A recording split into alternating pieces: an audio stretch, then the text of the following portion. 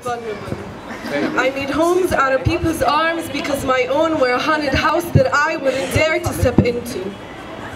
I grew in my bubble, made home out of my comfort zone and mistaken it as the world because I am vulnerable. You see, I saw him standing at the end of the bar. Everyone and everything around me went out of focus, and all I could see were his open arms. I ran towards him like it was the sole purpose of my being. I am vulnerable. She looked like my comfort zone, like where I'd never feel naked if I take off all my worn out shields. I told her, where have you been all my life?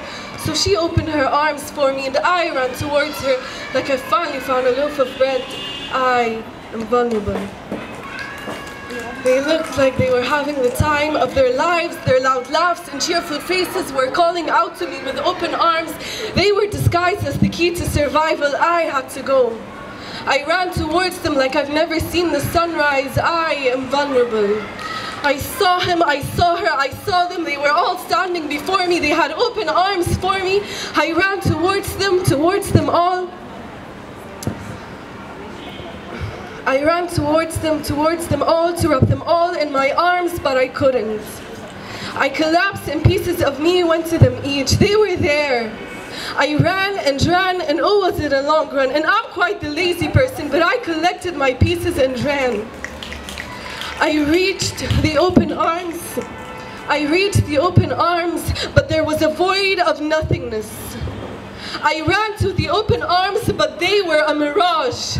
Like a camel so thirsty in a so dry desert and thought he has finally found some water, but it was a mirage. But I could have sworn they were there. I could have sworn they had open arms for me, but I was vulnerable. They said feeling everything so deeply is both a blessing and a curse, but I went to a therapist because feeling everything so deeply is a curse that I am too fragile to wear, so I crumbled.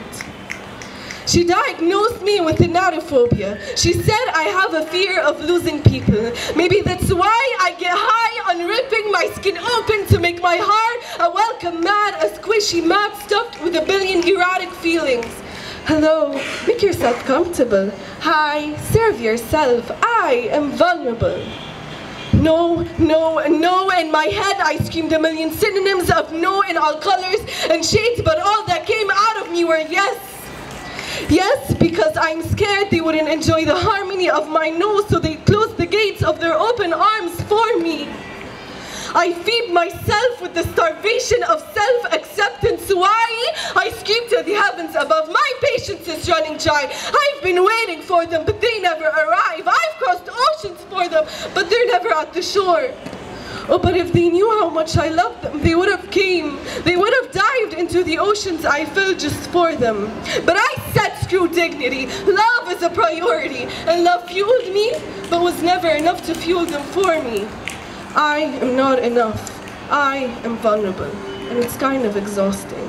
Thank you.